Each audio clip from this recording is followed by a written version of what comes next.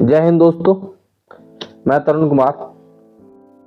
आप सभी लोगों को पता है कि यूपी पुलिस का जो पेपर लीक हुआ था वो अब चारों शिफ्टों का पेपर कैंसिल हो गया है। तो अब सरकार ने हमें एक नोटिफिकेशन जारी करके कहा है कि पेपर 6 महीने के अंदर दोबारा कराया जाएगा। तो हमारे पास मिनिमम मैक्सिमम 3 महीने का टाइम है। इलेक्शन के तुरंत बाद पेपर होने की संभावना है, क्योंकि अब अगले महीने से इलेक्शन की तैयारियां शुरू हो जाएंगी। तो अप्रैल तक तैयारियां चलेंगी। तो फरवरी निकल गया, मार्च अप्रैल मई के अंत में या जून की स्टार्टिंग में पेपर होने की पूरे चांसेस हैं। तो हम लोगों के पास कुल मिला के 90 दिन है। हमें इन्हीं 90 दिन में अपनी तैयारी को ऐसा कर लेना है कि इस बार पेपर हम अच्छे से नहीं, बहुत अच्छे से फोड़ दें।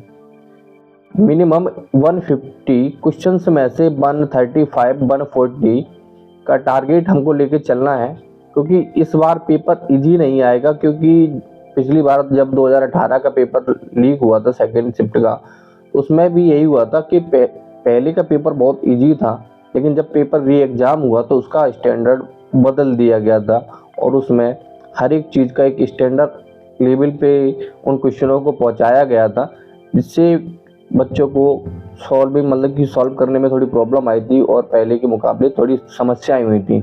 इन सारी चीज़ों को देखते हुए हम लोगों को अपनी तैयारी को उस लेवल पर पहुंचाना है कि पेपर कितना भी कठिन आ जाए, चाहे वो यूपीएसआई का पेपर ला के रख दे, हम उसमें भी 130 140 का टारगेट अचीव कर पाए।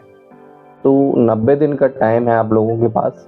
आप अच्छे से पढ़ाई करिएगा और जमकर लगे रहिएगा, क्योंकि इस बार जो सही में सिलेक्शन होगा वो हिंदी और रीजनिंग के बलबूते पर होगा। क्योंकि हिंदी कितनी भी टफ कर ले, हिंदी का सिलेबस उतना ही है। हमें सिर्फ उसी को 3 से 4-5 बार पढ़ना है। रीजनिंग का सिलेबस थोड़ा उतना ही है, लेकिन उसमें जो सीरीज वगैरह होती हैं उनमें चेंजिंग हो जाते हैं, तो उन्हें कोई ज़्यादा इशू नहीं आएगा, 1-2 क्वेश्चंस का इशू आएगा।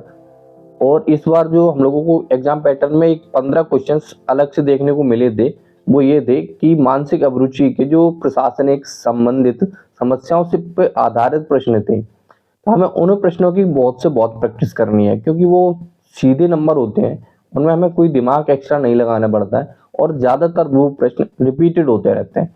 आप एसआई के कोई कुछ नोट्स देख लीजिए जिसमें वो मानसिक अभिरुचि के प्रशासनिक संबंधित प्रश्न आते हैं, एसआई के पेपर में हर एक एग्जाम में आते हैं, तो वो देख लीजिएगा, वहां से मिल जाएंगे।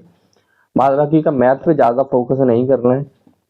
मैथ ऐसे मान के चलिए, मैथ के 20 क्वेश्चन आने हैं, 20 में से 10 क्वेश्चन हर एक बंदा कर लेगा। 5 क्वेश्चन के लिए पढ़ना है, 5 क्वेश्चन 10 क्वेश्चन के लिए पढ़ना है। 5 क्वेश्चन नॉर्मली मिडिल मॉडरेट तक होगी और 5 क्वेश्चन ऐसे होते हैं जो हमें छोड़ना शायद बेहतर रहेगा। यदि हम वो 5 क्वेश्चन में लगे रहे तो हमारे रीजनिंग के 10 क्वेश्चन छूट जाएंगे। तो हमें वो 5 क्वेश्चन छोड़ के रीजनिंग के 10 क्वेश्चन कर लेने चाहिए। और जीएस पे इस बार का जीएस का ट्रेंड कुछ अलग था, लेकिन अब की बार कुछ अलग आएगा। तो जीएस पे थोड़ा ज्यादा फोकस कीजिएगा कि हिंदी जीएस ये फ्री के नंबर दे के जाते हैं, इनमें हमें कोई दिमाग नहीं लगाना पड़ता। तो आप लोग आज ही से अपनी पढ़ाई में जुट जाइएगा और हम अपने चैनल पर पूरे 40 प्रैक्टिस सेट कराने वाले हैं यूपी कांस्टेबल के, प्लस एसआई की भी भर्ती आनी है तो एसआई के भी प्रैक्टिस सेट चलाएंगे हम। और साथ ही साथ हिंदी और जीएस के कुछ महत्वपूर्ण टॉपिक है जिनसे हर एक एग्जाम में 1 या 2 प्रश्न पूछे जाते हैं, उनका बहुत ही शॉर्ट फॉर्म में, बहुत ही जैसे 3-4 मिनट में संज्ञा खत्म होगी, 3-4 मिनट में सर्वनाम खत्म हो गए, और काफी हैवी प्रैक्टिस कराने वाले हैं। तो आप लोग यदि अच्छा स्कोर करना चाहते हैं यूपी कांस्टेबल के री एग्जाम में, तो आप लोग हमारे चैनल को सब्सक्राइब कर लीजिएगा। और मिलते हैं अब आप लोगों को क्लास के अंदर। तब तक के लिए जय हिंद। और हाँ, हम लोग बड़े अच्छे से तैयारी करके चलेंगे। 130 140 प्लस स्कोर लेके जाना है इस बार, क्योंकि इस बार कट ऑफ भी थोड़ी हाई जाएगी, है ना। तो इस बात का ध्यान रखिएगा। चलिए ठीक है, मिलते हैं अपनी क्लास में, तब तक के लिए जय हिंद।